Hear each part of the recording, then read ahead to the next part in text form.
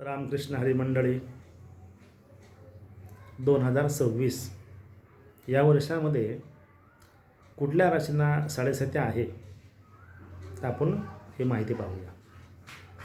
तर पूर्ण 2026 तर या वर्षामध्ये कुंभ रास असेल, मीन रास आणि मेष या तिन्ही राशीला शनीची साडेसाती चालू आहे. तर शनीच्या साडेसातीमध्ये काय घटना घडतात किंवा शनी महाराज आपल्या राशीला कसे येतात. शनी ज्या राशीमध्ये येतो तर त्या राशीला, त्याच्या पाठीमागच्या राशीला आणि पुढच्या राशीला साडेसाती असतात. मीन राशीमध्ये शनी आहे तर कुणाला साडेसाती असेल, कुंभ राशीला, मीन राशीला आणि मेष राशीला. मग मेष राशीला तर पहिलं ढय्या म्हणजे पहिली अडीचकी आहे. मीन राशीचे अडीच पूर्ण झालेले आहेत आणि त्यांचे दुसरी अडीचकी चालू आहे. आणि कुंभ राशीचे 5 वर्ष साडेसाती भोगलेली आहे आणि शेवटचे 2.5 वर्ष शिल्लक आहेत. तर या साडेसातीच्या काळामध्ये शनी आपल्या जीवनामध्ये काय घटना घडवतो की ज्यावेळेस आपल्याला शनी साडेसाती सुरू होती तर शनी पहिल्यांदा आपल्या डोक्यामधून प्रवेश करतो.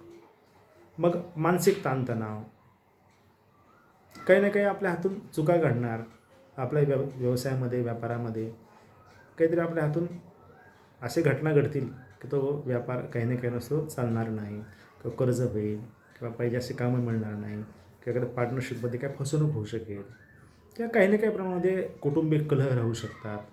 मानसिक ताणतणाव देणाऱ्या घटना जास्त प्रमाणामध्ये घडतात. या काळामध्ये आपल्याला असं लक्षातच येत नाही की आपण आपल्याशी काय घडतं आहे हेच आपल्याला कळत नाही.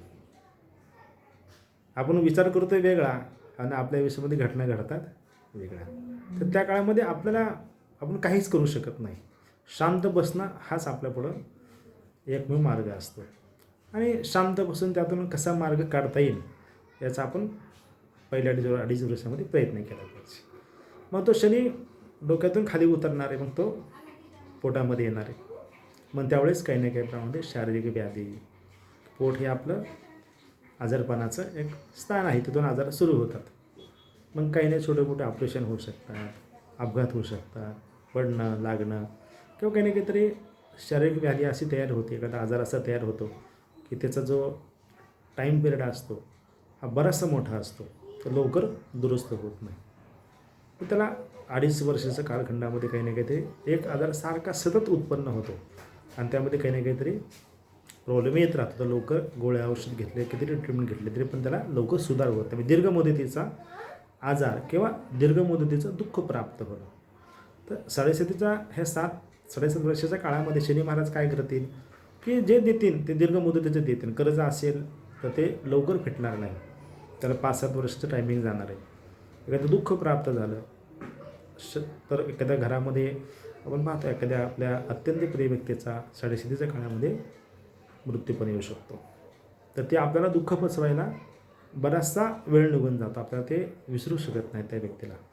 तेवढा काळ आपला 5-7 वर्षाचा निघून जातो त्यातून बाहेर पडता. कर्ज असेल, एखादं दुःख असेल तर हे त्या काळामध्ये आपलं प्राप्त होणार आहे. मग ज्यावेळी दुसरा टप्पा आहे साडेसातीचा तर त्या काळामध्ये आपण काय काळजी घेतली पाहिजे, आपलं शरीर स्वस्थ कसं राहील, चांगलं कसे राहील, आणि आपल्या कुटुंबातल्या व्यक्तींची, ज्येष्ठ व्यक्तींची जास्तीत जास्त कशी काळजी घेऊ याचा आपण प्रयत्न केला पाहिजे. पण ज्यावेळेस तिसरा टप्पा येईल तर शनी आपल्या पायातून निघून जाणार आहे. पण त्या काळामध्ये काय होतं की बऱ्याचशा प्रमाणामध्ये गोष्टी मनासारख्या व्हायला लागतात. पहिल्या 2.5 वर्षामध्ये आपण पाहिलं की आपण काय होतं हेच आपल्याला कळत नाही. दुसऱ्या 2.5 वर्षामध्ये आपल्याला कळतं काय होतं ते, पण त्यातून आपण पाहिजे असा मार्ग काढू शकत नाही, किंवा थोडं सॉफ्ट येते साडेसाती आणि त्यामध्ये मग आपण थोडंसं विचार आपल्याला कळतात की हा नुकसान झालं, आता भरून कसं काढायचं आहे, आपलं कसं श्रम करावं लागतील ह्याचे पण आपल्याला अंदाज झालेला असतो. आणि तिसऱ्या साडेसातीमध्ये आपल्याला आपण कुठं चुकलो, काय आपली चूक झाली हे समजायला लागते, ते कसे सुधारायची हे पण आपल्याला लक्षात येतं. पण तिसऱ्या टप्प्यामध्ये आपण त्यातून सही सलामत बाहेर पडायला लागतो. असा हा साडेसातीचा आपला कालखंड असतो.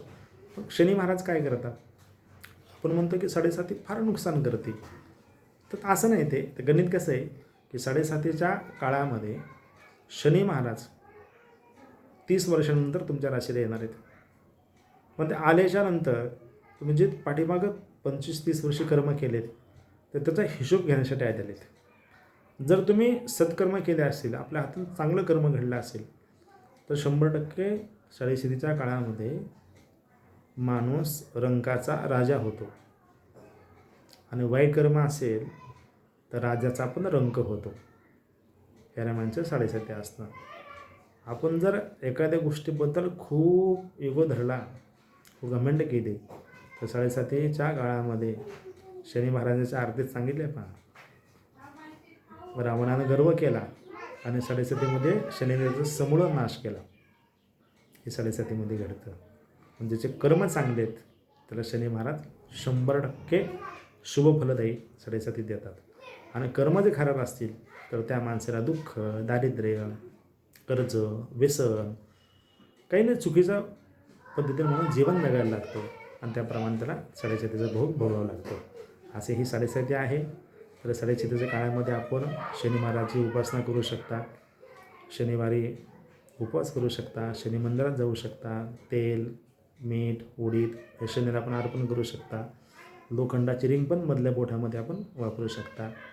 शनी चालीसा वाचू शकता किंवा शनीची जास्तीत जास्त उपासना करत असताना गोरगरिबांना मदत करणे, काळ्या रंगाच्या वस्तूचं दान करणं, घोंगडी असेल, एखादी कांबळ असेल, थंडीच्या दिवसामध्ये आपण गोरगरिबांना वाटप करू शकतो. आजारी अपघातग्रस्त लोकांना आपण मदत करावी, त्यामुळे पण शनी महाराज आपल्यावरती प्रसन्न होतात. तर हा 7.5चा कालखंड आहे. कुंभ राशीचा आता संपत आलेला आहे, पण मीन राशीचा आहे आणि मेषचं सुरुवात आहे. तर हे 7.5 आपल्याला शुभ फलदायी द्यावं. त्यामुळं कुंभ, मीन आणि मेष या 3 राशींच्या हातून चांगली सत्कर्म घडावी आणि हे 7.5चा काळ त्यांचा सुखकारच जावं, ही शनी महाराजांनी प्रार्थना. श्री स्वामी समर्थ. जय जय स्वामी समर्थ.